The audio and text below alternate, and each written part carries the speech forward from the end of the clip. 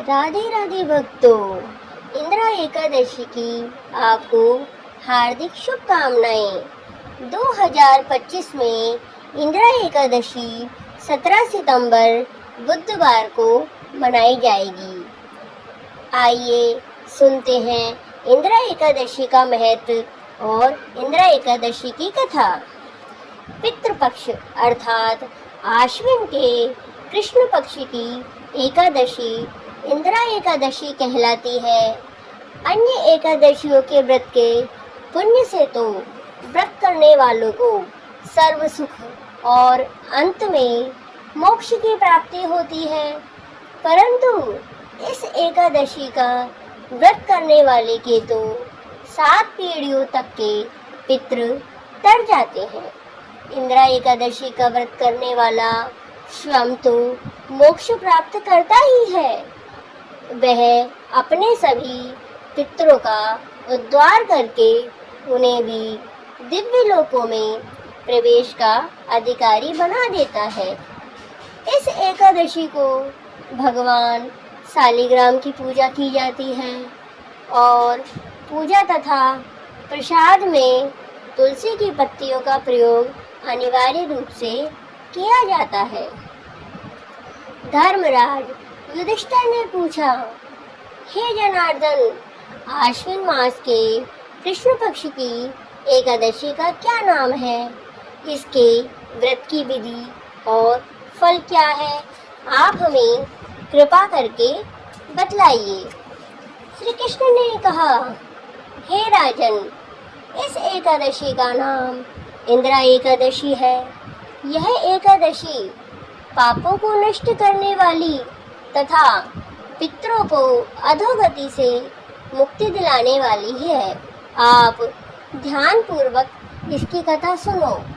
इसके सुनने मात्र से वाजपेयी यज्ञ का पुण्य फल प्राप्त होता है।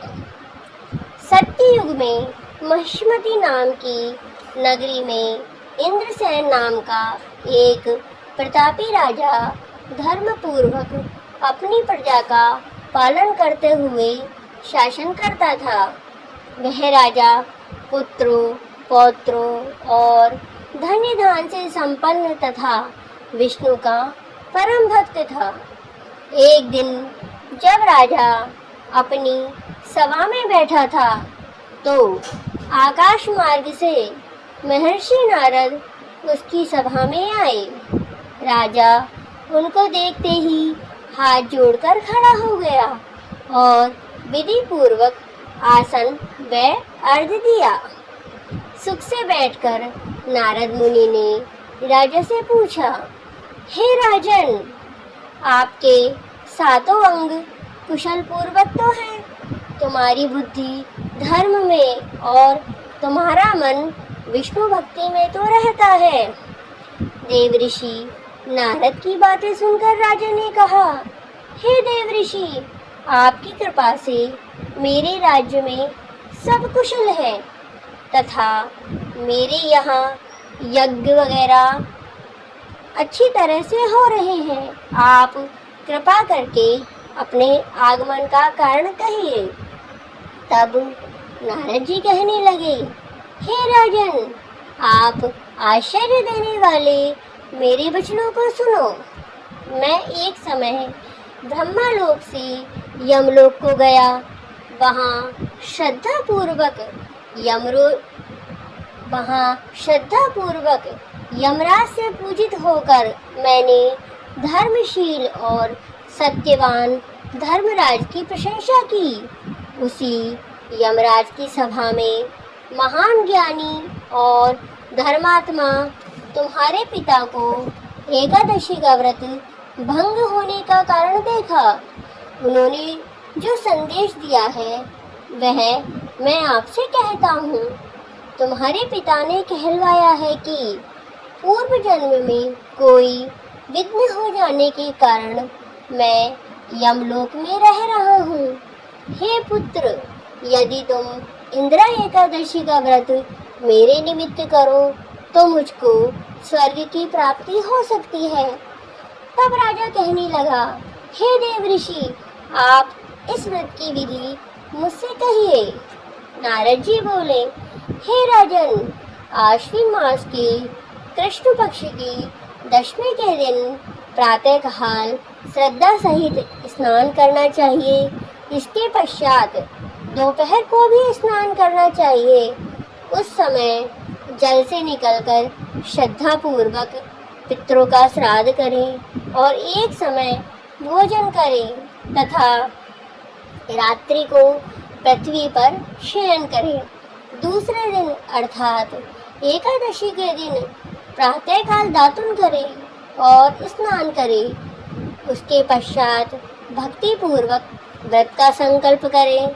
संकल्प करते समय भगवान से श्रद्धा पूर्वक कहें, हे प्रभु, मैं आज निराहार रहूंगा और समस्त भोगों का त्याग कर कल भोजन करूंगा।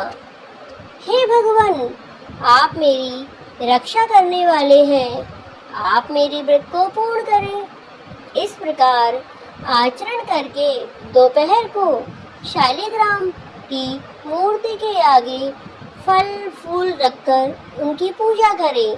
शाम को भगवान विष्णु की धूप दीप नैवेद्य आदि से पूजा करें तथा रात्रि जागरण करें। इसके उपरांत द्वादशी के दिन मौन होकर बंधु बांधवों सहित भोजन करें। बस यही इंद्र एकादशी के व्रत की विधि है। हे राजन, यदि तुम भक्ति भाव से इस एकादशी के व्रत को करोगे तो तुम्हारे पिता अवश्य ही स्वर्ग को प्राप्त होंगे। देव ऋषि नारद जी राजा को यह उपदेश देकर अंतर्ध्यान हो गए। राजा ने इंद्र एकादशी के आने पर बंधु बांधवों और दरबारियों सहित इस व्रत को किया। व्रत के प्रभाव से आकाश से पुष्पों की वर्षा हुई और राजा का पिता यमलोक से गरुड़ पर चढ़कर स्वर्ग को गया। राजा इंद्रसेन भी एकादशी के व्रत के प्रभाव से इस लोक में समस्त सुख भोग कर अंत में स्वर्गलोक को प्राप्त हुए। श्री कृष्ण भगवान ने अंत में कहा, हे धर्मराज युधिष्ठिर, यही इंद्र एकादशी का महत्व है और इस कथा को पढ़ने व सुनने मात्र से ही समस्त पाप नष्ट हो जाते हैं और अंत में स्वर्गलोक की प्राप्ति हो जाती है। राधे राधे भक्तों, आपको हमारी इंद्र एकादशी की कथा कैसी लगी? अगर आपको हमारी इंद्र एकादशी की कथा अच्छी लगी हो तो हमारी वीडियो को लाइक करें, शेयर करें और सब्सक्राइब करें। धन्यवाद।